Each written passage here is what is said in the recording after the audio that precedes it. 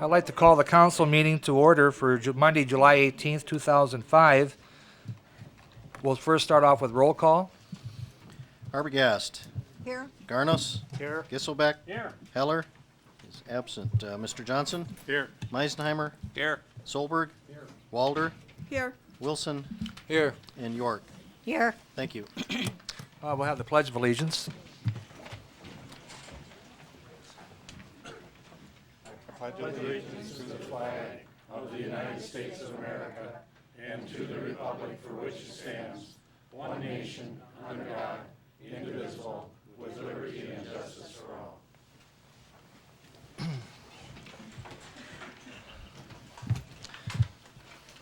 Our first order of business will be the approval of the minutes of the City Council meeting on July the 5th.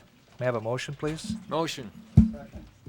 Motion by Mr. Wilson, seconded by Dennis. All in favor? Aye. Good. Next, we have Tracy to speak to an application for a wine license. Thank you. The second item on the agenda tonight is consideration of an application for a retail on-sale wine license for M&M Foxy's Incorporated. You have a copy, I believe, of the application in your packet. First is a public hearing, followed by council action. We don't see very many of these applications. We only have just a handful of light wine licenses that have been issued by the city. There is one particular requirement that goes along with these in order to be eligible, and that is these licenses are really issued only to restaurants or to hotel motel facilities, and there are specific requirements in the law, some of you may recall, related to the criteria in determining whether or not a restaurant is in fact involved in the application. So with that, I will turn it back to the mayor for the public hearing. Thank you, Tracy. I'll now open our meeting for a public hearing on the wine license for Foxy's Casino. Is anyone here to speak to that issue? Do I need to speak on it at all? That's up to you, Roger. I just think, Would you like to step up to the mic, please, and identify yourself? Thank you. hi, Roger Meyer, president of M&M Foxy's. The criteria on the food part, I do serve basket foods and some sandwiches. We have steak nights a couple nights a week, so I do think I get the kitchen part and the restaurant part. It's just a small auto fry right now, but within about 30, 60 days, it'll be a full kitchen in the back there. But we do have a menu now, I think similar to some other places that do have the wine license. I just, for instance, would be the Prop. They have a menu that's just about identical to mine, so on that. And then I had one question on it, that the wine license wasn't prorated at all, and it costs you the same no matter what time of year. And I don't know if that was a law that was set by the city council. I can't answer that. Stan, can you answer that question? Or excuse me, Tracy? I can address that. Those fees are set, or the time with which those fees apply are set by state law. The amount of the fees themselves are set by the city council each year, at least for the liquor licenses. State law sets malt beverage licenses. City sets everything else, basically. And they are not prorated. Mayor, if I could, to the question, or I guess just to the issue of restaurant. As you know, today I did go out to the location, and they were kind enough. Mr. Meyer's wife was kind enough to allow me in, and I did take some photos. I don't know to the extent the council's at all interested, but this is something that we've done in the past at Woody's and Docks and other places where the issue of the requirement of a restaurant is a condition of the issuance. They're available. I can slide out of the way and you can look at them or not. But I, for one, the pictures would be very helpful, along with your recommendation, too, as long as you've seen the premises. Thank you, Mr. Fox.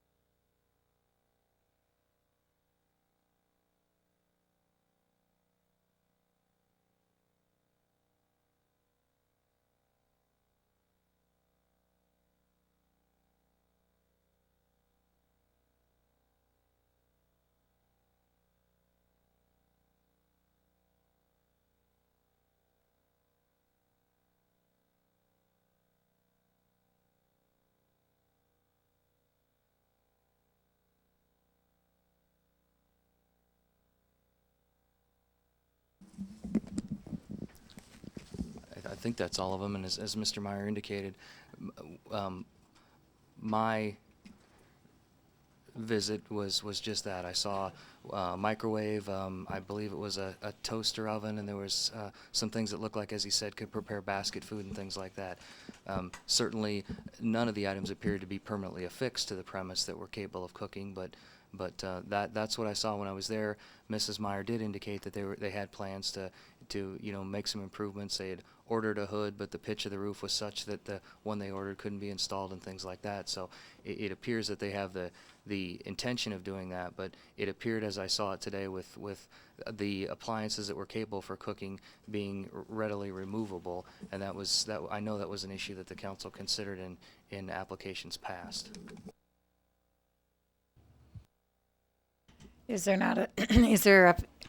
Are we ready for council discussion? We are still in the public hearing portion. Is there anyone else that would like to address the issue?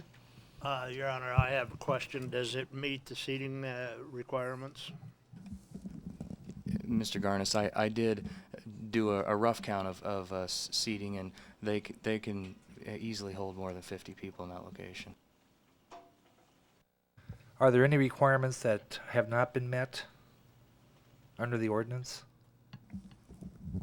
Well, under the statute, and forgive me if Tracy already read this to you, and I'm just repeating it, but the language of the statute says the term restaurant, as used in this section, means only a room regularly and in a bona fide manner used and kept open for the serving of meals to guests for compensation, which has suitable table accommodations for at least 50 guests at one and the same time, and a connected kitchen containing conveniences for cooking sufficient to provide meals in a bona fide manner for 50 guests at one and the same time.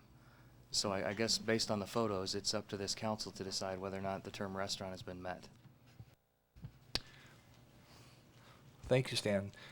Does anyone else have any issues to bring before the council on the open? Well, I only ask to be fair with the previous applicants.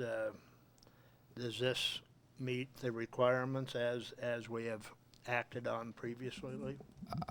My sense from having gone to several of these locations at your direction is that this was similar. It was very similar to what I saw when I was first invited into Woody's. It was similar to that location, and of course it was a different request. That applicant was looking for Sunday sale privileges, but there was still a restaurant requirement.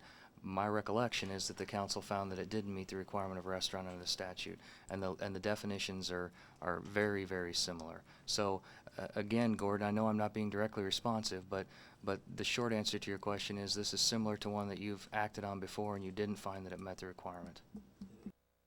It did not. I'd like to ask you a question, Roger. At one time, that was a restaurant. Yep. And so they must have had the exhaust fans and everything that required. Would you consider, I actually have, Putting in I have your- $30,000 worth of equipment on its way. Most of it's sitting in Aberdeen at Hogue Restaurant right now. But the auto fry that's in there is a frying system that does not need a hood system, and that's how they sell it. I inherited that when I bought the business, but it's sold out there as that you do not need a hood system to cook food. You know, so it doesn't look much like a kitchen, but that little auto fryer really is actually a deep fat fryer and a hood system, but it just sits by itself. I don't care for it, but it is a fryer. It's got a filtration system in it, just like a hood system. So I think everyone's basing it on a kitchen being a full line, and well, I don't really think it needs to be. You know, I can prepare meals and basket foods, and you can have really a full meal. well, if you're going to enhance the kitchen area, maybe in another council meeting, you want to come back and reapply? I'm just looking at the prop would have the exact same kitchen equipment that I do, almost exactly. And I know they have a wine license. You know, I don't see what they do any different that I do. They have an auto fry. They don't have a hood system. You know, and I don't know how I would not be the same. And that's all I'm saying, because that license is there. Okay. I have a question. I think that was grandfathered in before this regulation was put ordinance. I could be wrong, but that's what I recall.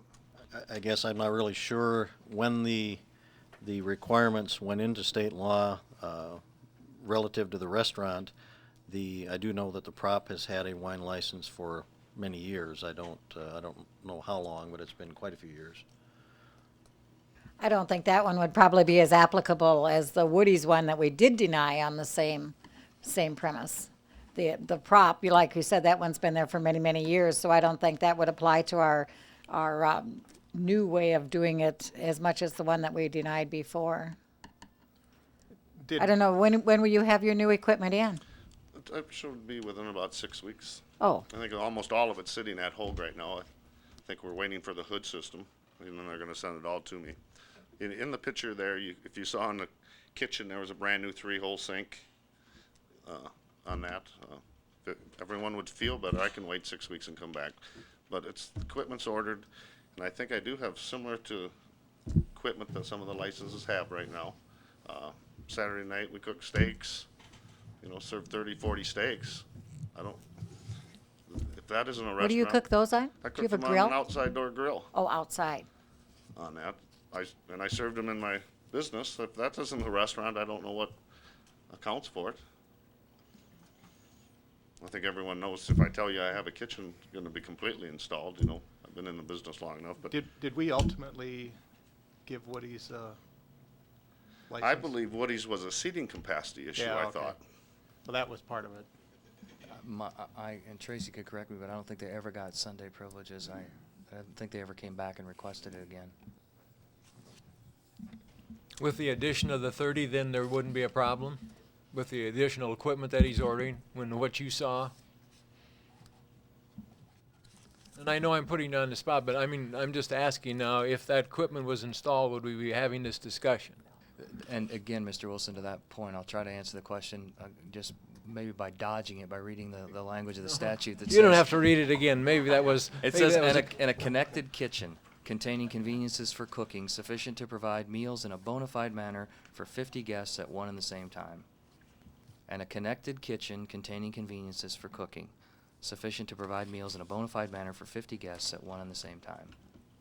So the answer would be yes, I think if Roger, if he's knowing what he does before, I think he'll do it again. That's my point. Well, and to in Rogers, to his point, having been out there and saw the 3 sink and the area that was, it's clear to me that it's intended. It's going to be put to a kitchen purpose. The fact is, it just wasn't there today. But his wife said it's on order. There were roof issues and things like that. So I have no reason to doubt it. But you asked me what it appeared like when I was there today, and that's how it appeared. But to me, just as it sits right now, I should qualify. I have a room right onto it, that's kitchen area. We have cooking instruments, roasters, warmers, things of that nature in that room. I think right now without anything coming, I think I should be accepted for it. And Roger, the seating capacity is It's 50? easily past 60. I counted it before I came in, and Okay. that's without any extra tables or extra chairs put down at all. And Just that's so, all just the way it inside, sits. like Yep, it's all in the inside. wintertime, okay. Okay, does anyone else wish to speak to the open? If not, we'll close the public hearing and move for a motion for the application for the on-sale wine license. May I have a motion, please? So moved by Mrs. Walter, second? Second by Mr. Wilson. Any discussion by the council? If not, all in favor, say aye. Aye. Opposed? Motion passed. Thank you. Next, we'll have Tracy speak to the update to the city's long-term capital improvement plan. Tracy? Thank you, Mayor, members of the council. The purpose tonight of addressing the capital improvement plan is really twofold. First of all, this meeting is intended to give an additional opportunity to the general public to comment on the capital improvements that are planned over the next several years in the city. And secondly, it's also an opportunity for the city council as a governing body to discuss the mayor's recommended plan as it's been presented to you. The final adoption of the CIP or capital improvement plan is scheduled for the 1st of August, which is 2 weeks from tonight, our regularly scheduled first meeting in August.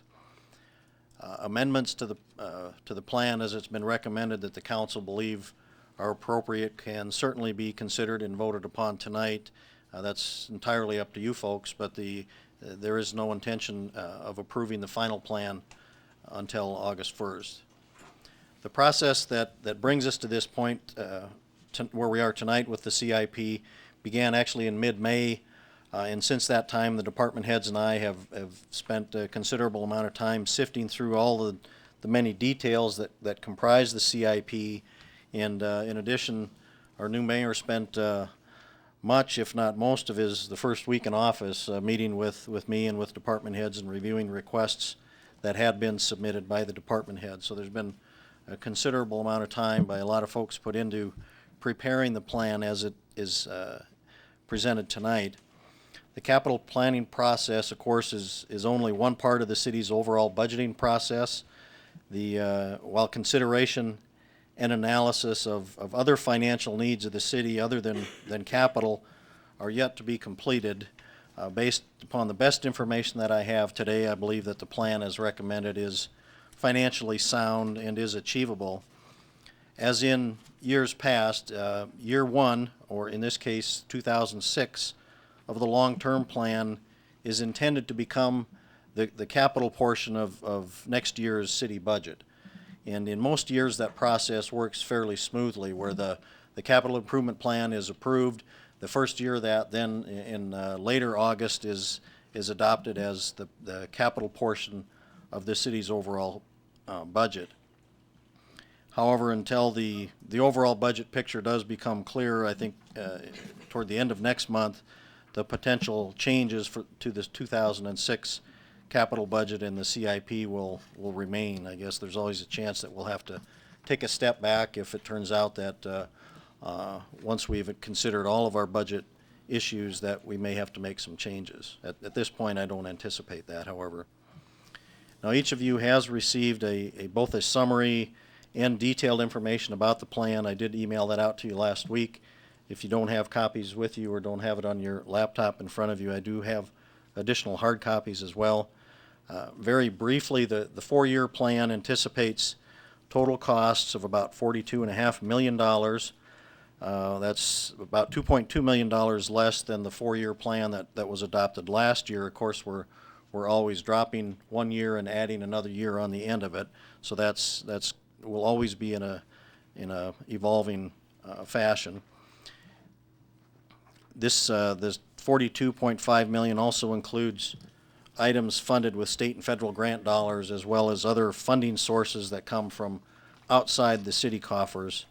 And those funding sources total about $12.6 million, or about 30% really of the overall 4-year plan. As you might expect, a lot of the attention as we have gone through this has been focused on the first year of the plan, or the 2006 items, simply because that, of course, becomes our budget for next year. And before I turn this back over to the mayor for the additional input from the public or department heads or questions or discussion by the city council, there are just a few items I'd like to point out in the 2006 plan. Sidewalk, curb, and gutter. Now, we have in past years budgeted $200,000 each year for sidewalk, curb, and gutter.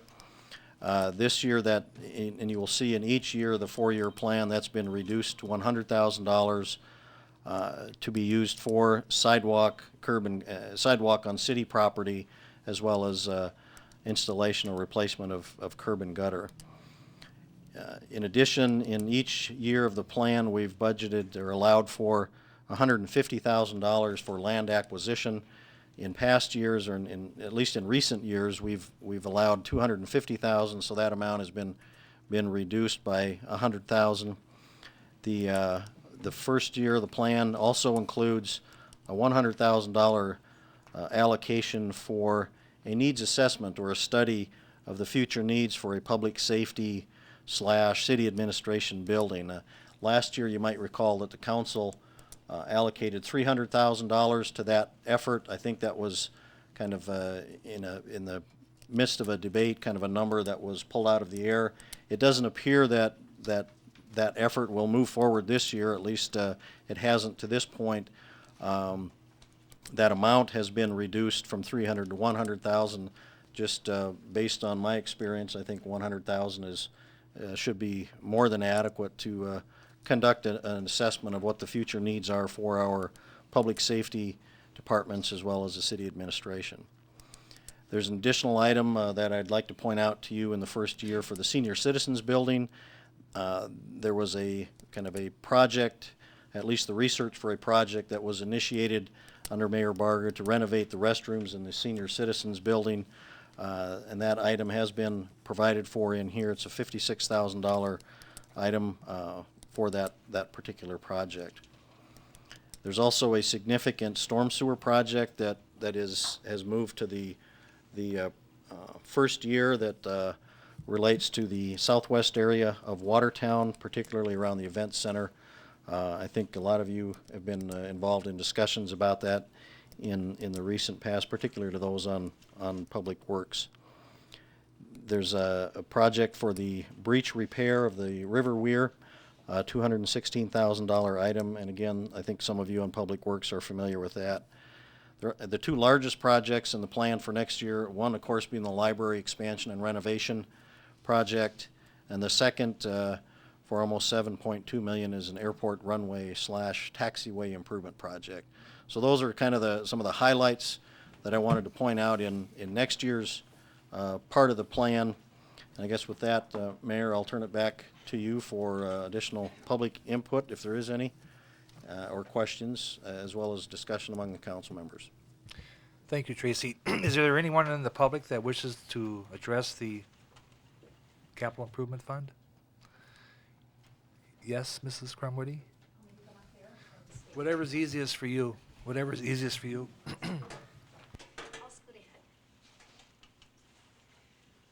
Well, I know that Brenda, you have to bring that down. I can talk really loud.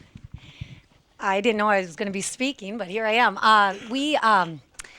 The ADA law was passed back in 1990, and the way I understand it, Brenda had said, and there's some friends of ours and people in Sioux Falls, that with that, places have to be accessible, including the city.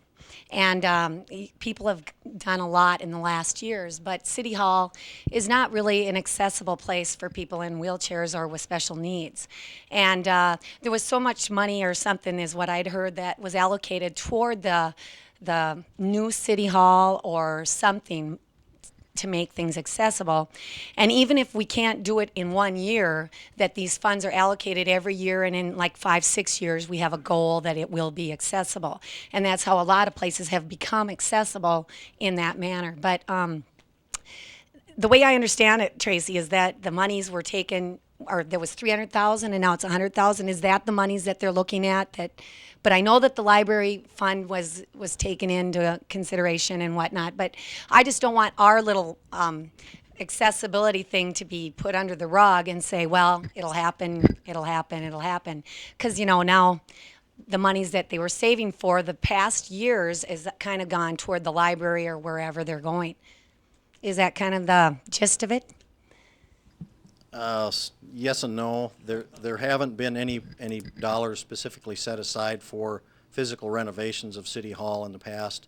We have from time to time, and the 300,000 I mentioned was really money intended to evaluate the needs of City Hall, the future needs for a City Hall facility, as well as for the police department and potentially the fire department as well. So that if there was an opportunity at some point in the future for a new facility that could maybe meet the needs of all those different services, that was the intention of those particular dollars that you Well, referred and then I had said, Brenda and I had talked, and she had said that to put in $20,000, $30,000, $40,000 elevator or whatever to make this accessible, if they were going to be putting in a new City Hall, it would be stupid to spend the money on that and then build a new one the next year or two or whatever. So if in that respect, if we could at least make City Hall accessible, that little ramp you guys got out there is definitely not an inch per foot. I know. I had to roll up it. But the freight elevator that I've used is not all that great either. But I mean, it works if somebody's there. Again, we have to push the button and somebody didn't come. And I know there's people that vote and they have to do curbside voting. And that's another service that our city provides for people who can't get in. But just that it could be a consideration down the road that we allocate so many funds per year, and then say in 5-6 years we can get something done, even if it's an elevator or something. And that's my voice with our mayor's committee for people with disabilities, and that's what we kind of talk about. So just that you guys are aware of that. Thank you. You got that? Thank you very much. Was there anyone else that wishes to speak to the council?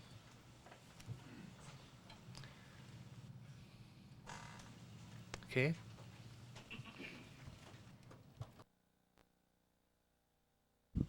The Urban Renewal Board put in a request for $100,000 based on the fact that the total request from the city council was 220 over the last 2 years. We had 120 that was set aside last year, and we were requesting 100,000 be put into the budget this year.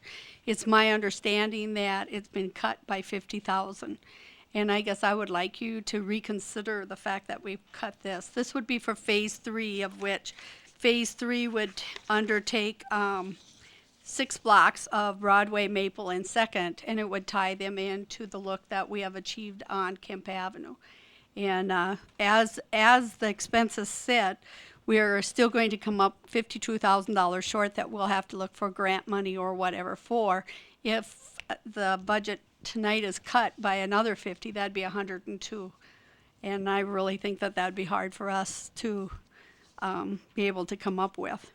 The municipal utility has already committed to doing half the lighting project, which is approximately $120,000. And so they've already made a commitment to us for that amount. So I guess I'd like to ask you to reconsider and make the urban renewals share of that to be the 100,000 rather than the 50. Having sat on that board as a liaison to the council, I also would like to see that full amount. I think we did a significant project with the with Kemp Avenue, with the federal grant money that we received and some additional money that the city and utilities put into it. And I think this phase 2 is an important part to completing that project with all of the retail development that is occurring along Highway 212. I think it's extremely important that we get our downtown revitalized to the point that that we can, and while we have the momentum going, I'd like to see that continue. Okay. Tracy, would that be something we need to vote on now, or? You certainly can. That's up to the council if they'd like to make a decision on that now. That's certainly fine. Brad, would you want to make a motion? I guess I would make the motion that I guess it would be that line item under the Uptown Revitalization Project, that it's at 170,000 total, would be 220,000. I'll second that. Okay, a motion by Mr. Johnson to restore the 50,000, seconded by Mr. Garnos. Any further discussion? If not, all in favor say aye. Aye. Opposed? Motion carried. 50,000 restored.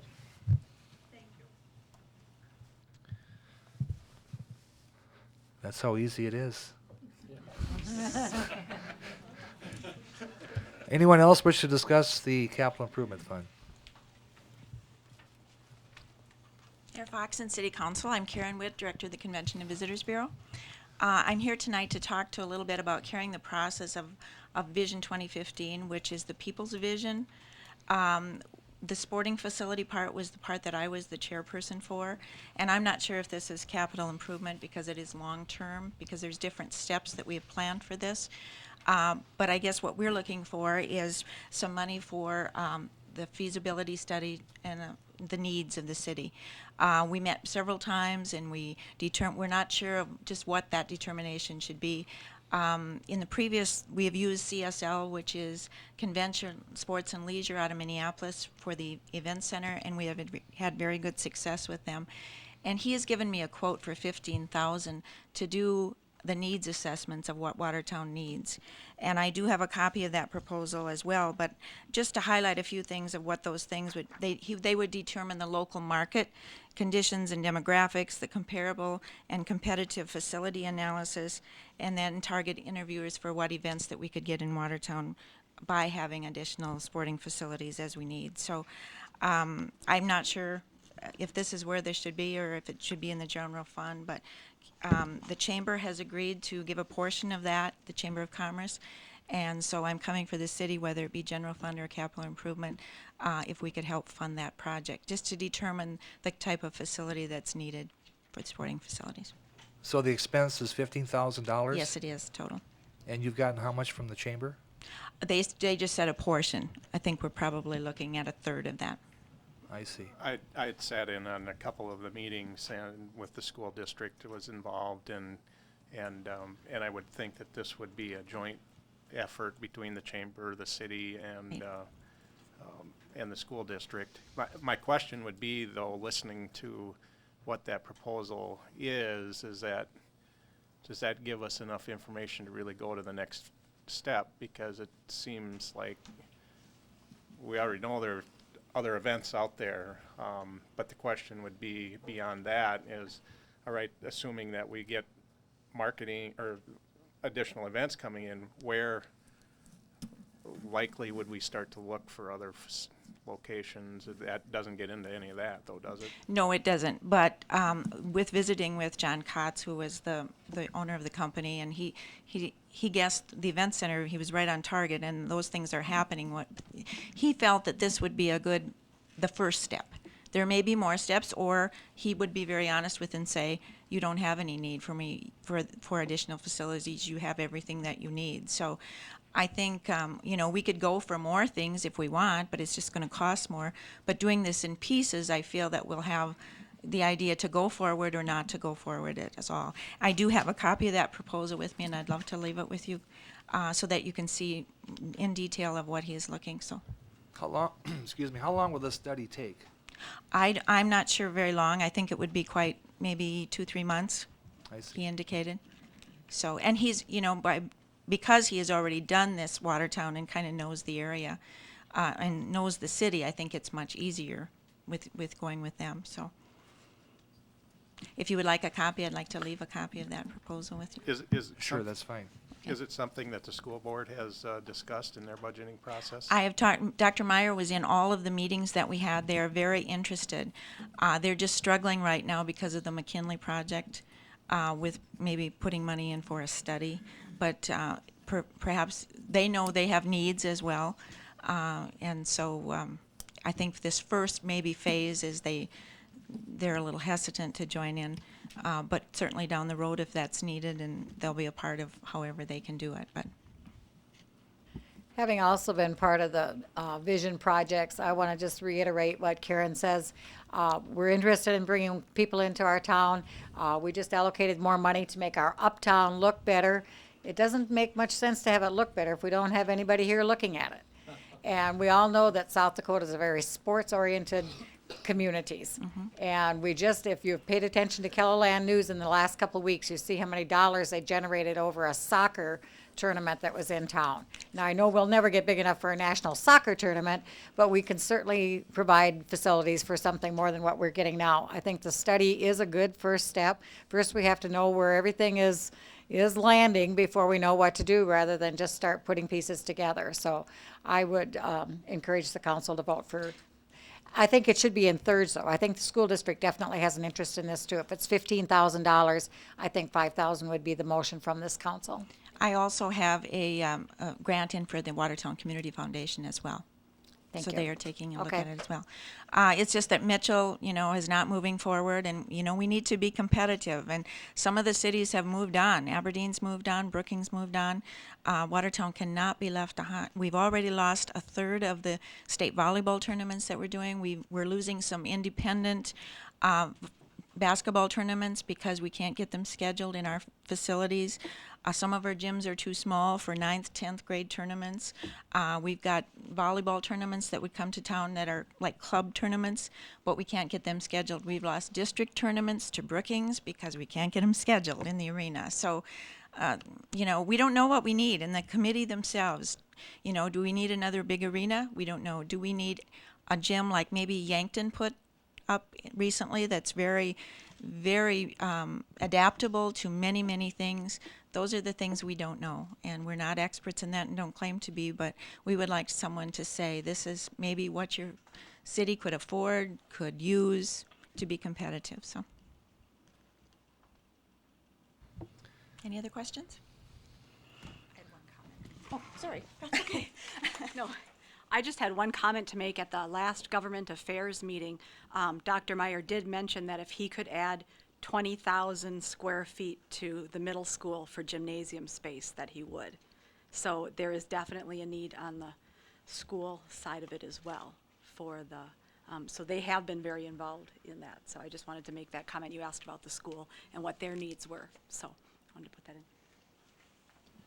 Would this be under capital improvement or fall under that? Yeah, the city ordinance on our capital improvement fund does allow for using those dollars for studies if there's a possibility that that study will result in a capital type of project. So I believe that'd be appropriate.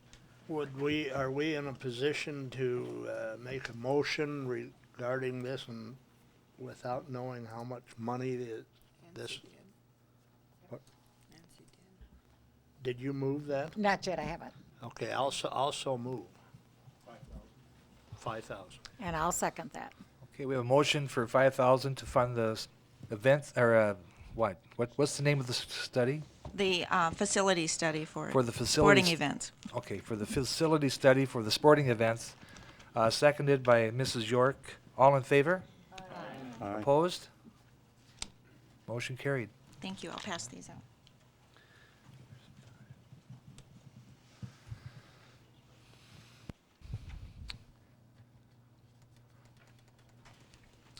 Are there any other individuals that wish to comment?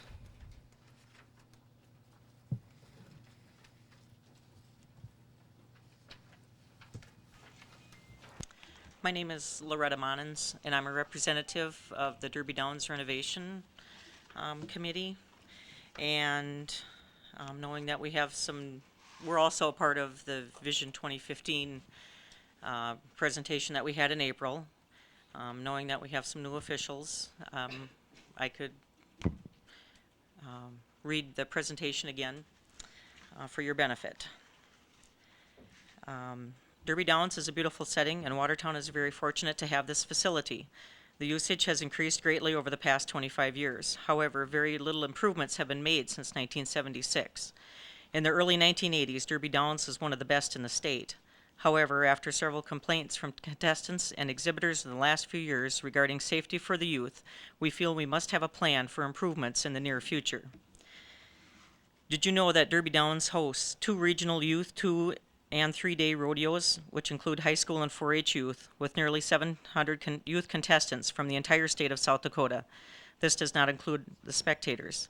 These 2 rodeos combined are estimated to bring over $300,000 into our city during these 2 weekends alone.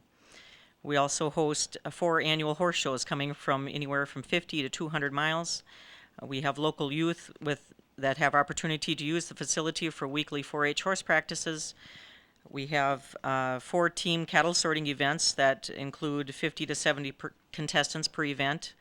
We have several barrel racing competitions with an average of 70 participants per event, and pro rodeos depending on sponsorships and dates available. And the clubhouse is used by several people for reunions, weddings, meetings, etc. throughout the year.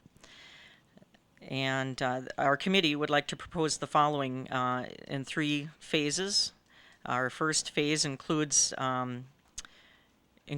forming a new active Derby Downs Advisory Committee to include a representative from each group that uses Derby Downs, and this is the Eastern Dakota 4-H Rodeo, the Watertown Regional High School Rodeo, the Watertown Saddle Club, the Cottington County 4-H Horse Project and Horse Show, the Team Sorting Group, and the Handy Riders. This coalition of horse enthusiasts would work closely with the City Park and Rec Department to make a workable plan for future necessary safety improvements of Derby Downs, plus funding options.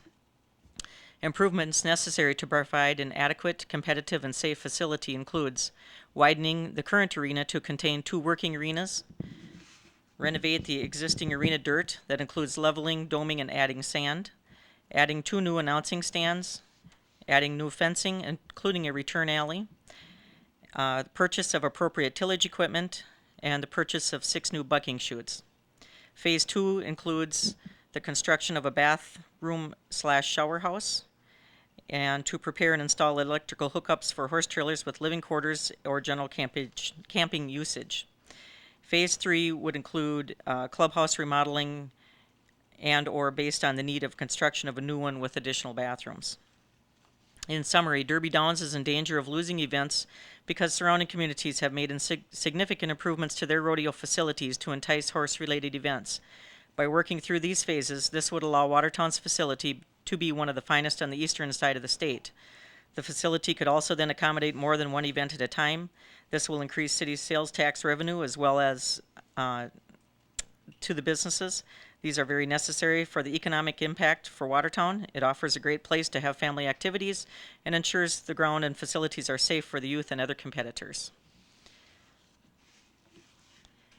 And I have, we went through all the steps of obtaining bids for all the improvements that we would like to see happen.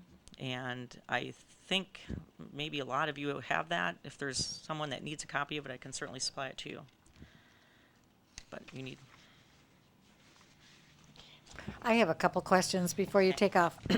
First of all, a couple of years ago, we put some money in the budget for the start of the renovations. I don't think whatever happened, you didn't use the money That was a different brought back. group. Okay, that was a different group. And it was kind of geared for a new clubhouse. Okay. And it didn't, nothing ever happened with it, obviously. And, Okay. And then the city Now, took are the some money of the back. monies that you're asking for now, is that part of the clubhouse renovation too, as well as the rodeo As I ground? understand it, the Mayor Barger took the money back because Yes. there Well, was it no ju- activity, obviously, yeah, it with goes so back, yeah. which made sense, of course.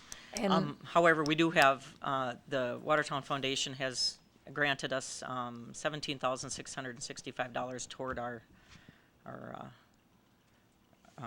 renovation if it's approved. And have you had conversations with the users of that facility about participation in the, I mean, just like Mrs. Witt's talking about the school being part of that project is, Of all the groups that I mentioned, pretty much there was a representative from each one of those groups that met with us. We had several meetings throughout last winter when we were determining all these needs and they're willing to participate in the cost also? yeah, if Okay. we, with Start a project. fundraisers or whatever it would take. And we're looking at, donating our time to do the improvements. Do you have a price tag on the various phases? We have a total right now at 124,000 for all that. For all 3 phases? It includes, of course, the largest being the dirt work. And it included obtaining, because we have to add so many inches of sand to the arena. However, I don't believe that the bid was gotten from Clausen Construction, and I'm not sure where he was going to get his sand from, but from my visiting with McLaughlin's, I was led to believe that we could get the sand cheaper through them. So I think there are a few ways we could cut some costs. What's the dirt work bid? That would be for like the new arena, right? Right. Because of the fact we laser leveled the existing arena and it's at all different levels, which when there is rainy weather and we try to host an event out there, makes for some potholes out there. So in the event to try to eliminate that, they proposed raising the arena at least 2 feet. And that would include, we'd actually strip out the existing dirt that's in there because it's such a mixture of dirt, sand, and clay. It's not a good workable texture to that when it is wet, it's gum, And by putting in just straight sand, it would make it a much more amendable, friendly user-friendly arena. So they proposed raising the arena 2 feet by taking clay, putting it down as a base, doming that, and then putting about 6 inches of sand over the top of that. And that would allow for proper drainage. And the estimated price of that? For the dirt work was at $78,000. I have a question for Tracy. Does this come under the capital improvements? I thought the Derby Downs was put under the Parks Department. Would that still come under this, or am I wrong? The management and oversight of Derby Downs is now under the Park and Rec Board, and I know they have in their planning sessions relative to the capital improvement plan, they have had some discussions relative to improvements at Derby Downs. But certainly it would, I mean, if the city is going to move forward at some point with some improvements there, it is appropriate to put it in our capital improvement plan. All of the facilities under the Park and Rec Board are included in this plan as well. In fact, if you look under the park section, there are some planned improvements for Derby Downs for next year, and that involves installing sanitary sewer service to the clubhouse there, which is currently on a septic system. Roger might be in a better position to address some of the specifics, I guess, as far as what the Park and Rec Board discussion was and kind of what their thoughts and recommendations might be.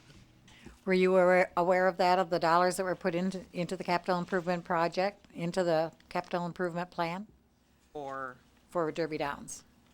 That's for the sanitary that's sewer part of it. and that's Yeah. separate from what we're asking Okay. for. So you're asking additional? From my understanding, that was a project that was delayed for several years. Roger and I met with some representatives out there earlier this year, and happened to be a rainy day, and the arena was, I mean, you step out into it and you were ankle deep in mud, and that's one of the issues is when you have rain and horses and competitors, it can be very dangerous for the horses and the competitors, and it's not a safe situation. I believe that we need to address this issue. You know, it is the purview of the park board and the priority. I mean, from my perspective, I think we need to make this a priority to get it rolling, because I think this is an important aspect of the tourism part of our community as well as other things. So I'd like to hear what your comments have been and what the park board's thoughts were.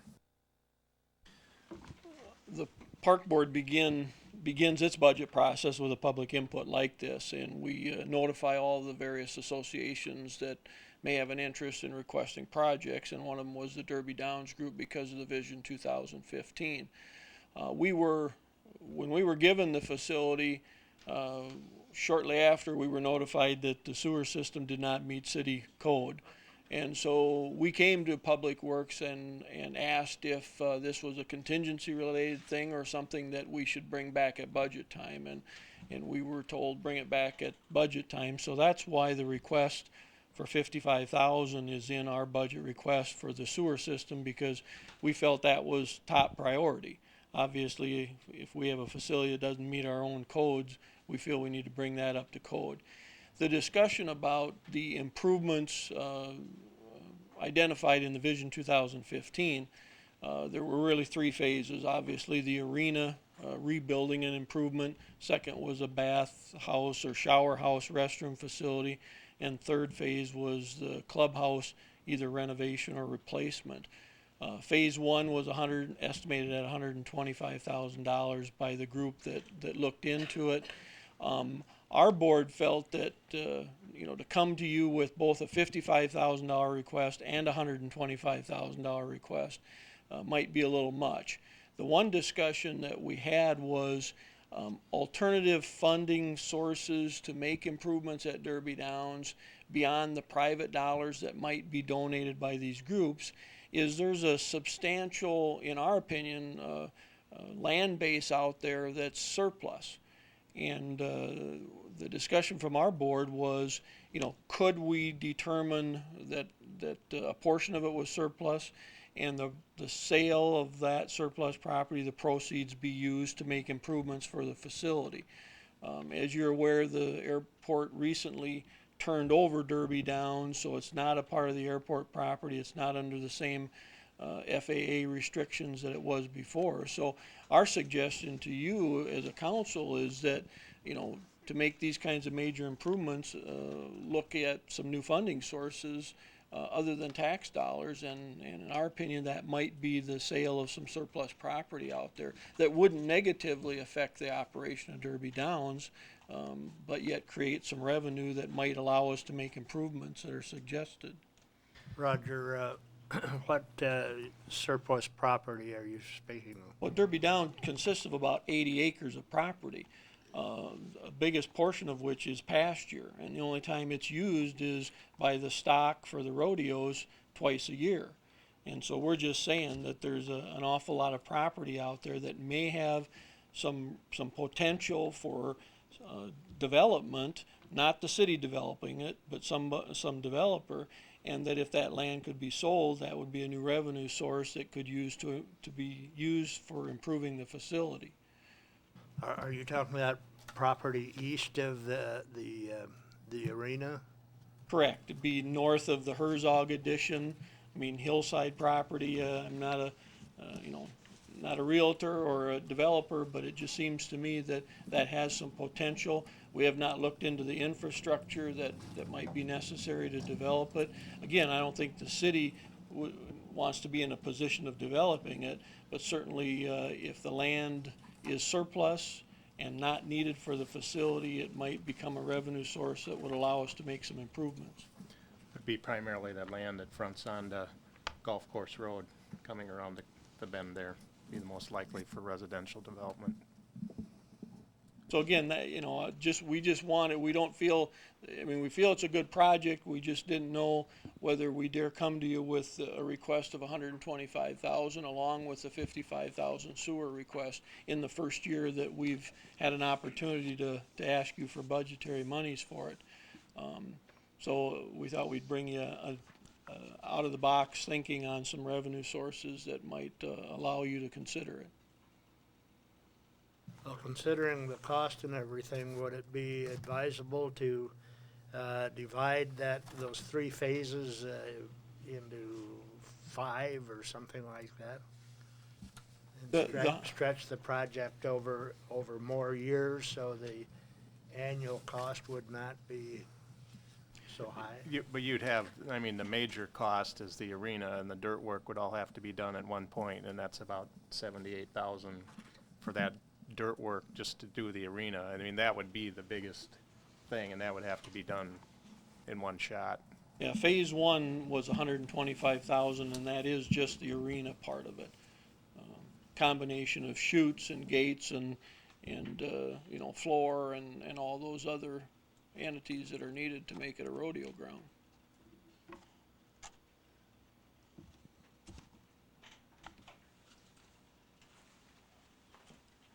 This is Karen again, Karen Witt with the Convention and Visitors Bureau. I just want to add that I was out there last weekend when they had the 4-H rodeo, and because of the floor has sunk down, and what I mean is the floor is the dirt base, then the corrals have sunk down as well, and 2 bulls jumped the fence. And so a safety issue is they've got a lot of safety issues out there with bulls getting out, with kids falling off their horses when it's wet. So I think safety for our children is one of the things that they really need to look at. If that floor could be redone, the gates could sit on top and they wouldn't sink down, and so but it was pretty scary when 2 bulls were out and running around, and simply because the gates were not high enough because they had sunk down in them. Just wanted to add the safety of our children is involved here. When they had the rodeo here earlier this spring when it was really wet, they said the cowboys said it was really sloppy. It was the horses were way up on their legs in the mud. We're looking at the first part of August to finalize this. We've got a little time to digest this issue, probably. I think we ought to do that. you say that that's a motion, Brad, or? I think we can just move on. Okay. We'll bring this up again in August, but we're certainly very aware of the problem. Does anyone else like to address this in regards to any other portions of the budget?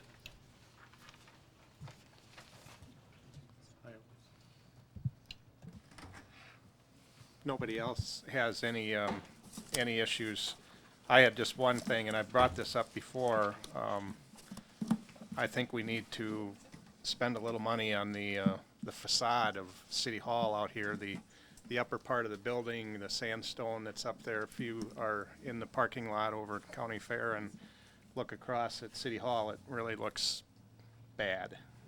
And I think it's probably been a long time since anything's been done, if ever, to the building. And I have no idea what it would cost, but I would imagine there's like a sandblasting or a cleaning system that might be out there.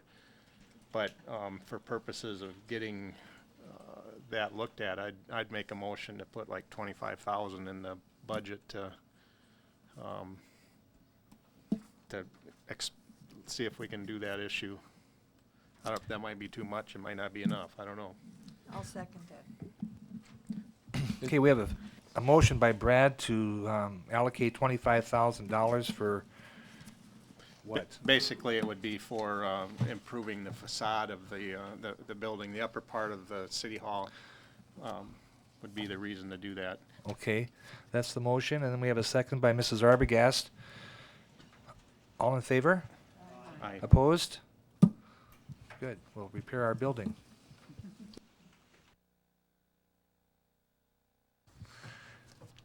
Anyone else wish to discuss any of the budget issues?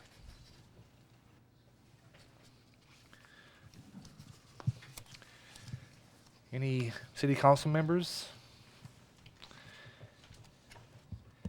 If not, we will close the discussion and public input and thank all of those that brought in their input to our attention. Stan will now address item number 4, which is the authorization for the mayor and finance officer to purchase some land. Thank you, Mayor.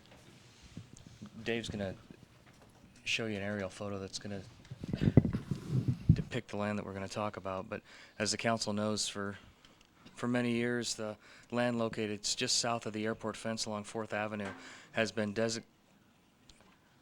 not that photo, obviously, but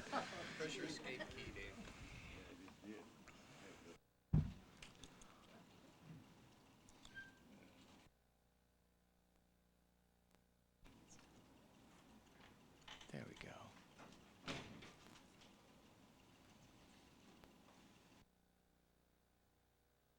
Thanks, Dave. As the council knows, for many years, that land that's shown there, it's the darker shaded property. One portion has a indication of 20.2. That's the number of acres, and the other one, I believe it's 18.9. That's the number of acres. Those two parcels there that are the darkest shaded are the areas that have been designated by the Federal Aviation Administration. First, it was designated, I believe the language is a fly-safe zone back probably during the Kennedy administration, and today it's designated as a runway protection zone, or it's RPZ by Eric and those folks in aviation. But as its name implies, the RPZ land is located near runways, and there are limits imposed on it by the FAA regarding the type and height of construction that's allowed. And the FAA has made clear to Watertown that it should acquire this RPZ land, and the costs that are paid for it will be eligible for AIP reimbursement back to the city. So at your direction, some months ago, I negotiated with the owners, Richard and Helen Landsberger, to acquire this land. And it's that RPZ area, the darkest shaded, that we're obviously going to get AIP reimbursement for, but the total area that we're going to acquire is the 4.8 there in the upper corner, and then the 14.8 and the 41.4, which for those of you who can do math, it comes out to about 105 acres. And so obviously we're going to be acquiring more than just the RPZ land, but the Landsbergers understandably weren't really interested in carving their land up just so we could acquire the RPZ land. So the agreed upon purchase price for the 105 acres is $222,500, and So tonight, I'm going to recommend the council approve a motion authorizing the mayor and finance officer to sign a purchase agreement with the Landsbergers to acquire all of this property, the 105 acres, and also authorize whatever additional steps are necessary to acquire title, including ultimately dispersing payment. And with that, I'll try to answer any questions. May we have a motion, please? So moved. So moved. Okay, so moved by Dennis, seconded by Al. Any discussion? I understand that this area, but is there similar property that we're going to have to look at for the other runway? I'm going to have to defer to Eric, because if there is, I'm not aware of it, Gordon. Sure, no problem. Which runway we were speaking of, like a runway 30, or I mean, the only runway that we're really scheduled to buy property for is runway 30, and there's actually very little property that's actually not owned by the city over there. So most of the city land that's over by 30 is owned by the city. We already have control over that land. So if there's any land we're looking at purchasing in the near future, it'd be 30, and it wouldn't be very much. But that's something we have to look forward to. At some point in time, we'd look forward to that, yes. Will this be tillable land that we can rent out during the year then for crops and that? As far as I understand, there will be no change in the lease structure for that land. And Dennis, to your question, it is, all of it is currently leased. The Landsbergers have a lease with a farmer, and it's certainly our expectation that the city will continue to lease it to them or someone else.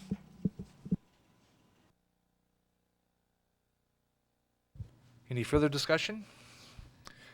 If not, all in favor say aye. Aye. Opposed? Motion carried. Excuse me, did we have a motion in a second? Yes, we did. Okay, thank you. Dennis made the motion and Al seconded.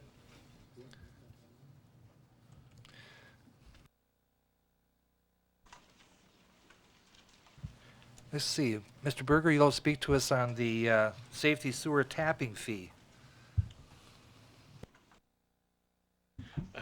Thank you, Mayor Fox and members of the council.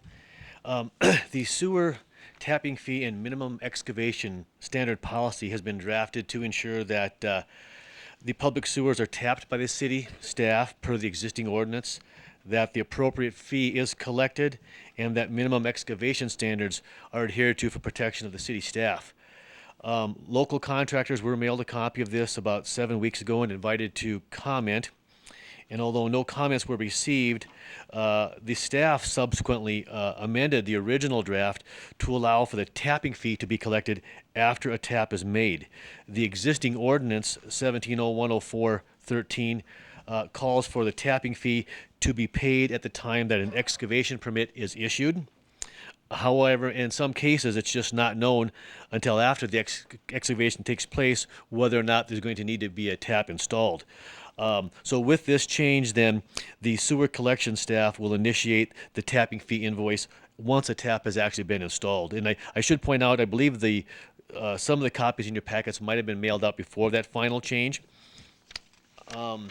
So along with this change, then, the staff would also recommend a minor modification to the language of Ordinance 17010413, and we would recommend striking the words "at the time he obtains the permit" from that ordinance, so that the fee can then be collected after a tap has actually been installed.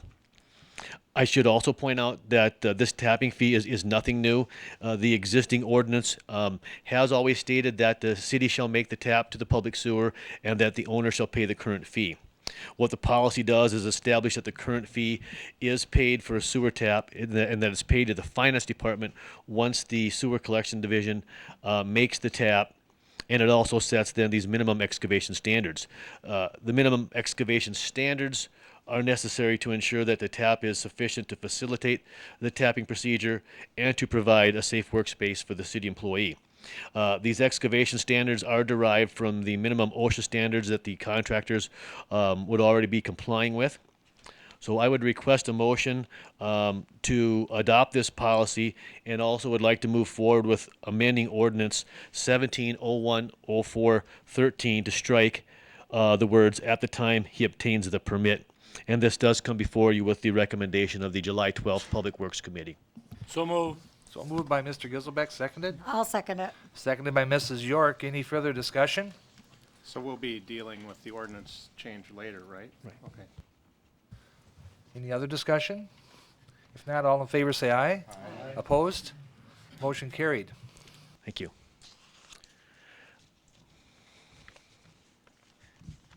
The next item then is the out of city limit sewer billing policy. And the sewer billing policy has been edited to include a section on billing sewer service to properties that are located outside of the city limits. And although sanitary sewer services are not normally provided to properties located outside city limits, exceptions to this policy can and have been granted by the council. So a section has been added to the policy to standardize the method for building a property such as this. Under the policy, under this policy, at the time the sewer is tapped, the owner will pay the appropriate hookup fees. These hookup fees would consist of the tapping fee, which we just spoke about, and an assessment fee. The tapping fee is paid to the finance department once the sewer subdivision has made the tap and initiated the invoice, and then an assessment fee is paid to the finance department prior to the sewer being tapped. And this assessment fee would be a sanitary sewer assessment based upon the footage of the property. The property or business then would also pay, under the policy, fees in lieu of taxes that would equal the sales tax and the property tax that the property would pay if it was located within the city limits. The reason for this is to ensure that a property outside the limits does not have an advantage over property within inside the city limits. These fees are to be paid to the finance department at the time the sales tax and property tax are due and payable. That would be a monthly fee in lieu of sales tax and a semi-annual fee in lieu of property tax. In consideration then of these fees, the property would also receive other services. They would in most part be treated the same as any other property within city limits. And of course, they would also pay the same appropriate sewer rate, whether it be residential, commercial, or industrial, as all properties pay. At this time, there is one entity that has requested outside city sewer limit service, and I believe the council has granted this exception.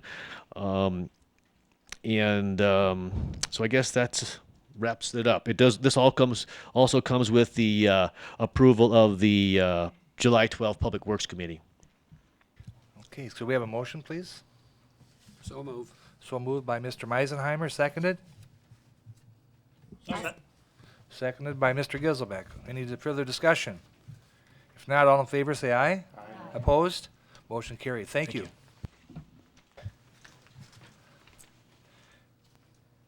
Next, we have a motion to acknowledge the notice of a raffle to be conducted by the South Dakota Home Builders Association. I'll make a motion, we approve the raffle. Motion by Mrs. York, seconded. Second. Seconded by Mr. Dennis. Solberg. I'm sorry, Dennis Solberg. No problem. Okay, I'm sorry. Any further discussion? All in favor, say aye. Aye. Opposed? Motion carried. Next, we have on the open, I've had a chance to visit with some of you about an item on the open, and I apologize to those of you that I haven't been able to reach today. And I promise I won't be doing this anymore after this, at least try not to. But initially, the city owned a lot north of County Fair and east of Great Western Bank that was chosen, and a decision was then deferred until an alternative site was evaluated. And this is in regards to the Watertown Area Transit Authority building, which is commonly known as the Bus Barn. After a second evaluation process, several factors led to the city again recommending the same as the site for the new Bus Barn. Since taking office July the 5th, several business owners and citizens have approached me about the Bus Barn and inquiring where we are at in the process.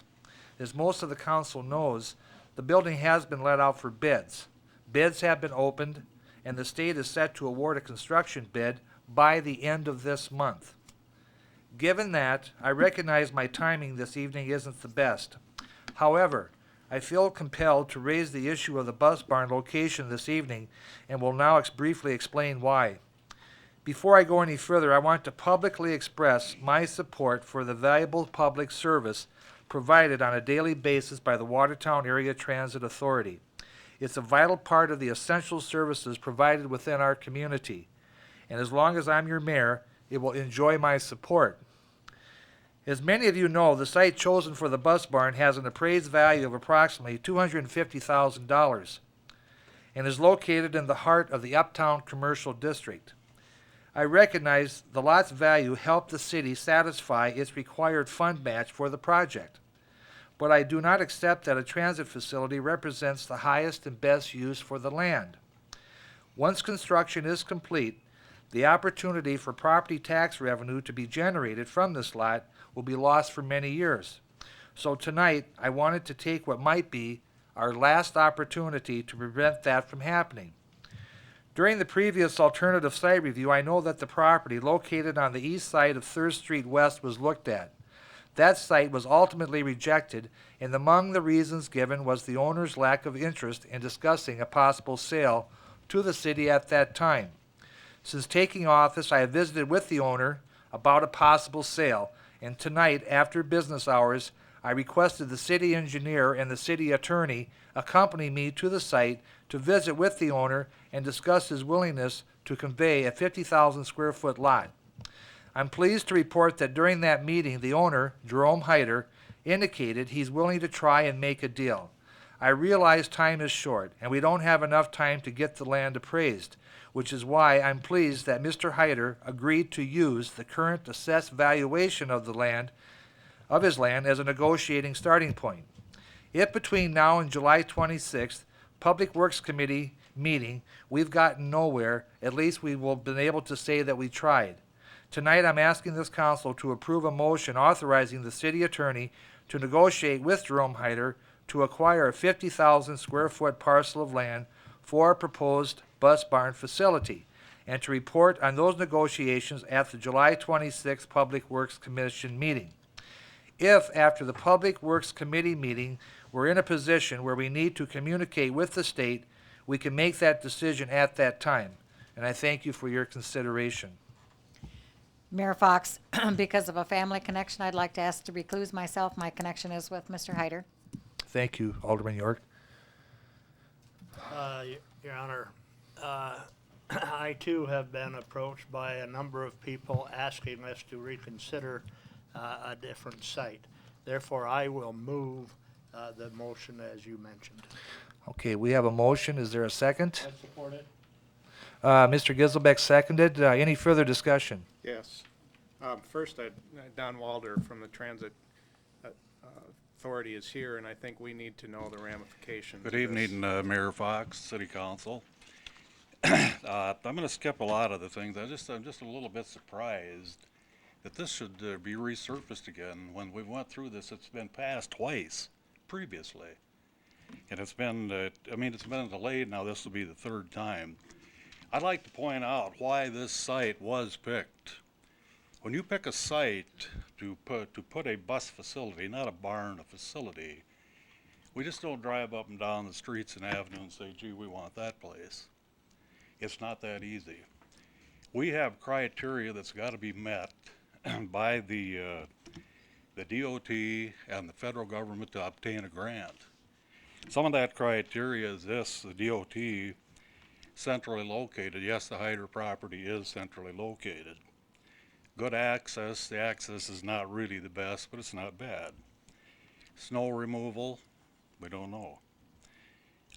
Immediate availability to utilities, environmentally sound. There we hit one. We had a survey made on this property. In fact, I do have the Hyder proposed site right here. Number one, if you look at that site, I have a picture of it right here. The bike trail goes right diagonally right through it, the trail. That's got to be moved. Environmentally, this is not a safe position for our buses coming in and going out, having pedestrians and bikes going up and down that. That trail was there first. The next thing, if you look at the huge power lines going over that facility, the DOT says they've got to be moved. That site is not, it's just not feasible. Now, I don't know what the appraised price of that property is, but I know this. Before, the council had mentioned that they didn't want to buy any more, the city didn't want to buy any more land, to purchase any more land. The building that we're proposing is a building that's $450,000. We have to have matching money an equivalent of 20% of that, or $90,000. I don't know if the city is prepared to do that or not, but here's what happens. If we move that site, a new grant has to be put in. A new submit one. We have to have a new traffic study, no environmental study. This will push this back again. Because of 2 previous delays and the price of steel, we were originally granted $300,000. The price now is $450,000 because of about a 1.5 year delay. I'm asking that the building, here's what kind of gets me. I've visited with a lot of the people uptown, the Uptown Association. Most of them didn't even know about it. They didn't even know about it. They don't know what kind of a building. And I'm certain, with the exception of a few of you, you have no idea what the building is going to be. It's not a pole barn. It's a very attractive building. I've got pictures of the proposed facility. It's going to fit in real good with the Western Powers landscape and everything. Therefore, I'm asking that, so this is further delayed, that we don't change it, really. Thing is, right now, we've got 2 buses out in the county shed. We've got 3 of them on First Avenue. The office is in the courthouse. We're all over town.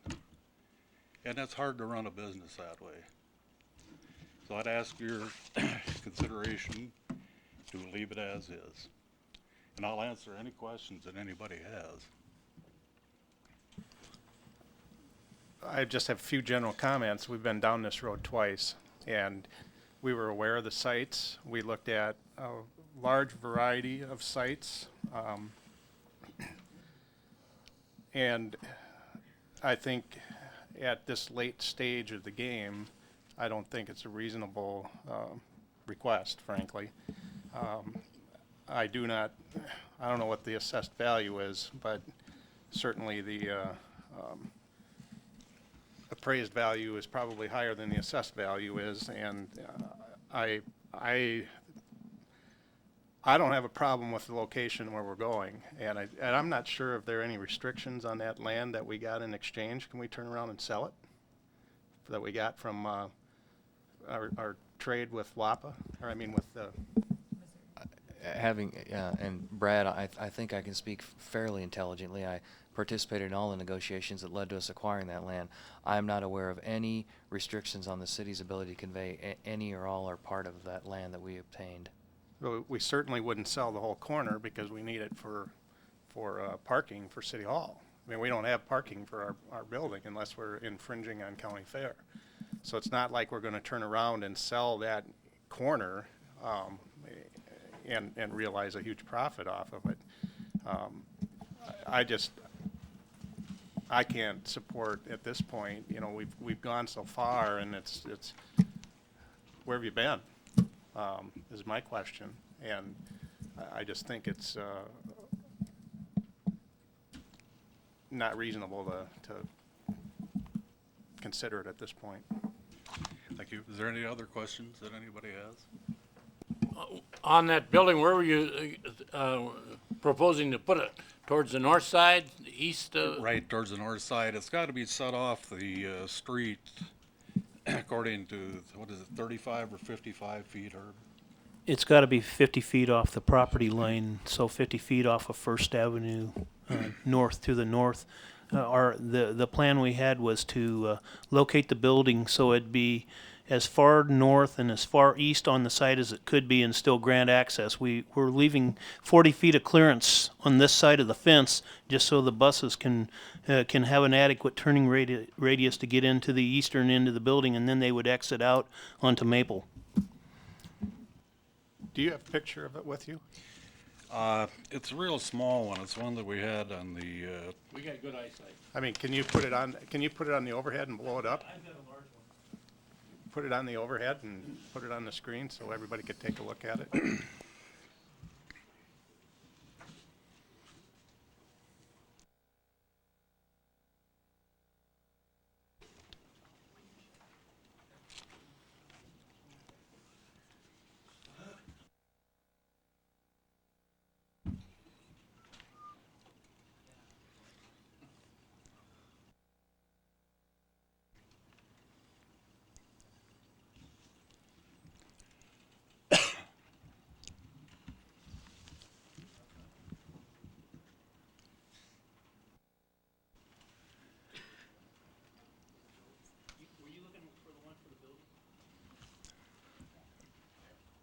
this here is a real small. It was on a disc before, I believe.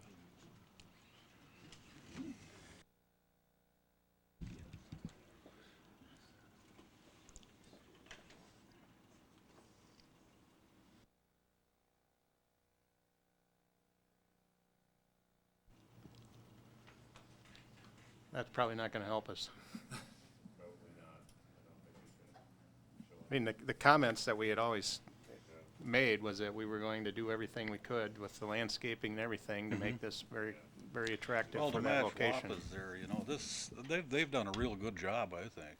I mean, it's not an eyesore by any means. I don't think the issue is so much the building as the location. And as far as the High Line is concerned, you've got one over there at the location that you're preferring. Not directly overhead. The environmental people will not permit this. Well, I don't know how far north this property is at the other site, but I don't see what can possibly hurt us to at least explore that possibility. We did not have that opportunity before. Gordon, I don't make the rules. The rules are made by the DOT and the federal government, and they have specified that those lines have to be moved. I mean, they've been out here. And the same thing with the bike trail. Where do we go with it? Stan, Stan, you were with me, you and Dave Peterson and Herb. Were there lines over where we were looking at that property? Mayor, I can answer the question. When we looked at the site, Mr. Hyder's one site before, you recall there's two different sites over there. There's one that's next to First Avenue, next to the bike trail. That was the one we looked at, not knowing that there was even another site further to the north that was available. Mr. Hyder does own some property further to the north of the tree line there that, you know, he indicated today that he might be willing to negotiate with. So, you know, there possibly is some opportunities on that site to go back and relook the issue. Again, what the DOT indicated to me they would have to do at this point in time is, if we wanted to relook the land location, they would need to reject this bid. Basically would need to restart the process. They would have to come and approve whatever site we propose to them. So if it were to move to the Hyder site, then we would. They would have to come back and look at that, and, you know, again take into account the things that Don Water talked to you about: access, snow removal, et cetera, and then and go through an EA. And I can't believe that a traffic study is probably all that big an issue, but I haven't talked to them about that. So, thank you, Herb. The one thing with this picture I'd like to point out, this is the Huron facility, and a lot of these are built about the same. On the left-hand side, there are only 2 doors coming out, overhead doors, not 3. On the side, the door coming in there by the sidewalk will all be brick facing, and it'll be landscaped just like the picture shows there. These buildings are all pretty much the same. If the grant is rejected and we have to go through this whole process again, what would you anticipate the delay would be? Well, we're looking, I've submitted 2 grants already. And if your delay is going to be another, I don't know, 6 months or so. You'll be in the next fiscal year. Being pressed very hard, I'll tell you. And I would anticipate that additional costs and everything are gonna cost us a lot more money down the road. That's And what's happened since the first proposal. And frankly, I think continuing to revisit and continuing to resubmit new grants just makes us look ridiculous. This is what I would certainly wish, yes. Thank you. I would have to agree with Brad. I mean, unless things have changed, first of all, we didn't have any money, and now all of a sudden we have money. And secondly, all of the items that have been talked about, we've talked about 2 or 3 times. Everybody that's around this table, we've talked about this, and we all agreed before that this is where it's going to go based on all the decisions and information that was given. And I don't quite understand exactly why all of a sudden it's changed, but my vote would be to continue to leave it where it is. Yes, sir. My only concern here, besides going through change 3, would be what the city's new match requirement would be based on whatever the appraised value of a different site would be. We certainly have no problem meeting the match with the location where it is, as was clearly indicated by a good appraisal. No guarantees there. Plus, we'll have a lot more site work at the new site than we do here. Thank you, Herb. Is there any further discussion? Mayor, if I could just make one point, I believe I heard your motion to say that the negotiations were to be for 50,000 square feet. My recollection when we were in the field was that we were probably looking somewhere more in the neighborhood of 30,000 square feet to accommodate this. So if the motion maker and the second would be able to amend that to say 30,000, that'd probably be good. Is that okay with okay. So we've had an amendment to the original motion of 50,000 to 30,000 square feet. Mr. Giselbeck, you made the motion? Or Gordy, you made the motion? 30, I don't think we even need an amendment, just go ahead and agree with 30. Okay. Any further discussion? If not, all in favor say aye. Opposed? No. We'll have a roll call, please. Okay, we'll begin with Mr. Garnis. Yes. Mr. Giselbeck, Yes. Mr. Johnson, No. Mr. Meisenheimer, No. Mr. Solberg, Mrs. Walder. Oh, I want to state that I have a relationship with the director of the transit, but we would not gain, neither him or myself would gain anything financially, so I would vote no.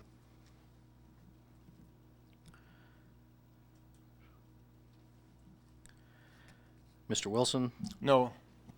Mrs. York abstains. Mrs. Arbogast, No. count 2 votes in favor and 8 opposed. Okay, that, hold on. 7 and 2, I believe. Okay. Okay, the motion was defeated, so we'll move on to the next item. I'm sorry, is there any other open business, open for the open? I just have one comment that I would like to make. In the newspapers this week, we've seen some articles about the National Guard Armory indicating that everything has come to a standstill because of an informal decision the council made. Well, we have never made an informal decision regarding any match that we would give to the National Guard Armory. It was a discussion of a Public Works Committee, but it never came to the full council. And I would like the message to be loud and clear that we are open to continuing negotiations with the National Guard. We want to see a new armory located in Watertown. as of this point, we have never seen, and I do not believe they have ever come up with a project that they could present to us. And so without seeing the project and seeing what the local match requirement would be, we can't give them a yes or no. We did ask that whether the state would be interested in participating, and we did get that answer. So it would be a community responsibility, but I think we are interested in moving along. We're open to the National Guard. We like the National Guard, and we hope that we continue to move on with that project. And I think we should have the mayor send a letter to the governor indicating that.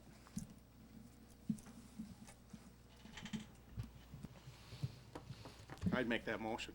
Okay, Brad's got a motion that I write a letter to the governor in support of the to the Armory. And is there a second, please? Seconded by Mr. Meisenheimer. Any further discussion? Yes, this issue keeps coming up and coming up. It's been coming up for about 10 years.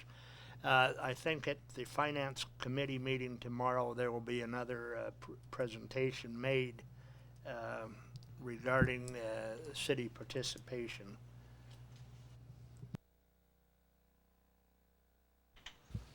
Okay, any further discussion? If not, all in favor say aye. Aye. Opposed? Motion carried. Any other items on the open? If not, under old business, we have the appointment of the department heads, which I'll refer to the next meeting. And then I have given you copies of the boards and commissions, which I have made the appointments. And the only one that I haven't been able to complete yet is on the Planning Commission and Board of Adjustment. I'd like to defer that to the next meeting. You gave us copies? I believe Anita sent you all copies. No. Oh. It was on the email this afternoon. It was on the email? Oh, she must have sent it to my work instead of the city. If you want, I suppose we can certainly defer that to the next time too, if you'd feel more comfortable after you've had a time to look it over. Yes. It went to the home email. It went to the home email? Yeah. Okay. I picked mine up about 4 o'clock. I'll make a motion as long as we don't all have them in front of us that we delay that until the next meeting. Okay, there's a motion and a second. Seconded by Dennis. Any discussion? How do we know who's on what committees though, like for this month? That, oh, for this month? Yeah. I think We're they're on, just just curious. check with Anita or somebody. Okay. Yes, I apologize for that. So there was any further discussion? Okay, I was gonna do the same thing. If not, all in favor say aye. Aye. Opposed? Motion carried. And so next week, I'm sorry, we'll have to defer that. Yes, sir. Good evening, council, mayors, and member, and mayor, excuse me. Recently, within the last 5 years, I met with the past mayor at a meeting. Nothing was done about it. I'm tired of slowing down, and all the time, nothing's getting done about it, and I'm tired of it. Over there by St. Martin's School, the old Northside Clinic, well, you know where I'm talking about. My alderman ain't here tonight, and I lost 2 cars that were totaled, and there was another car that was totaled, and in that same area, a go-kart hit my car. Could have killed the guy. No stop signs around that area or nothing. No yield signs. What are we going to do? Sir, what is your name? Alan Steinmetz. I live at 1129 North Maple. Mr. Steinmetz, I might just add for the sake of Mayor Fox, usually things like this start at safety committee. And I've been on safety committee for several years. I don't recall you ever being there, but that's the starting point for getting a stop sign or anything like that that has to do with public safety. So maybe that's where you'd want to have yourself put on the agenda rather than, I mean, these people are all aware of now of where the problem is, but that would probably be the place to start. Okay, thank you. We can also have our police department kind of keep an eye on that area up there too. They patrol the area and everything, but I know the area is very much doesn't have that much traffic or anything, but and during the school hours, when the school gets let out over there by St. Martin's, Mrs. York, there is quite a lot of traffic around that area. I'm up there a lot too, Ellen. I do sympathize with that. And actually, your timing's pretty good because there's a safety committee meeting tomorrow morning at 7. So Well, great. see you in a little while. We apologize to you for that, Mr. Steinmetz, and will you be able to come tomorrow morning to the safety Mr. committee? Mayor, Mr. Mayor? if I could, the meeting for this month of the safety committee has been canceled, so I'm not expecting they'll be up there tomorrow. I guess we won't be there. Committee was almost there without. Okay. Just so everybody knows, normally when the agenda is published, there was nothing for an agenda to be published, so the next logical meeting would be the third week in August. Mr. Steinmetz, could you contact us prior to that next meeting in August so that we can get you on and so you can come up here before us so we can help you with your problem? Sure. Okay, thank you, Mr. Steinmetz, and I Yep. apologize for that. So, Sure. When would that be? it would Herb. That was It's the third Tuesday morning in August. I don't have a calendar. Okay. Just call City Hall to get your name on the agenda, get your project on the agenda, and then that'll be part of our discussion that morning. Okay. Okay. Thank you very much. Thank you, Mr. Steinmetz. The next item is the McKinley School Sidewalk Project, which was referred to the Public Works Committee for a recommendation. And after much discussion, and we had a great discussion at that, it was the recommendation to the City Council was to drop the project. So with that, I would like to have a motion to drop the sidewalk project.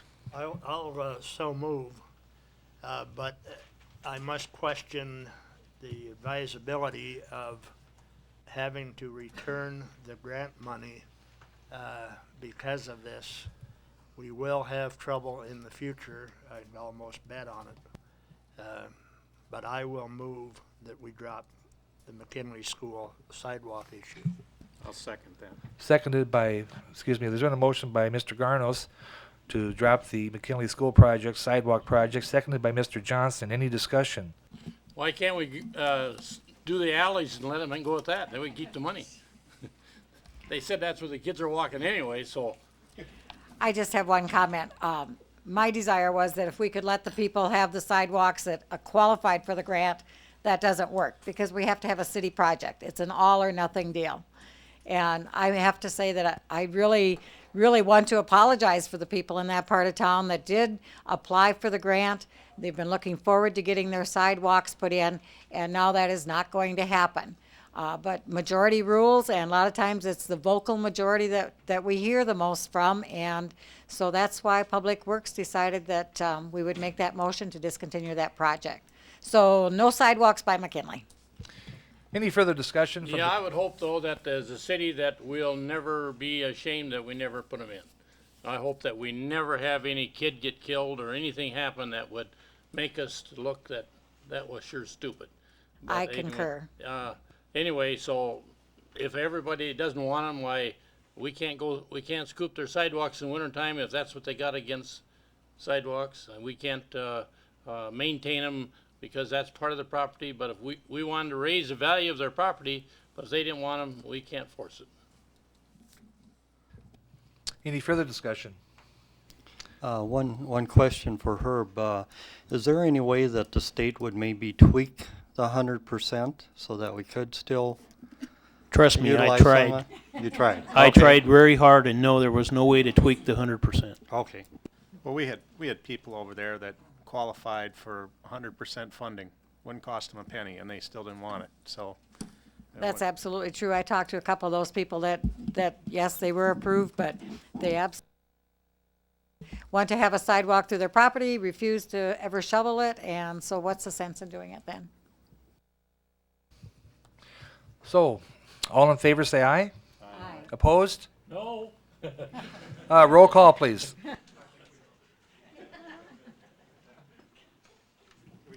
We know what it is, just one. Okay.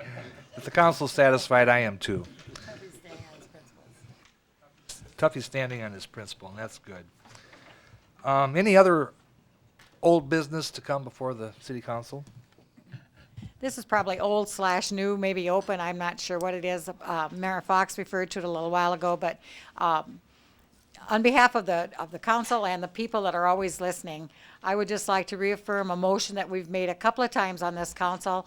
A few years ago, I made the motion and it passed. Last year, Mr. Garnis reinforced that by making the same motion and it passed, that we do not treat things on an open that have not been advertised to the public.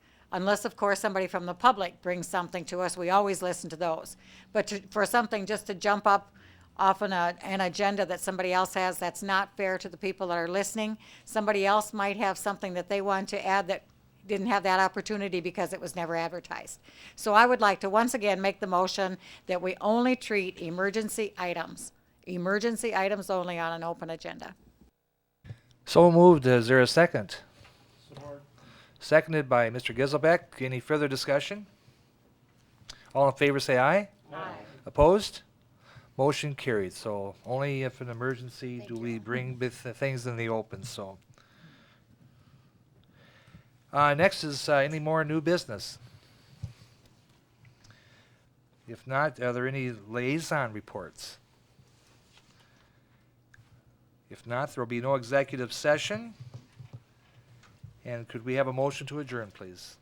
So moved by Mr. Garnos, seconded by Mr. Stolberg. Any discussion? If not, all in favor, say aye. Opposed? Motion carried. Thank you all very much.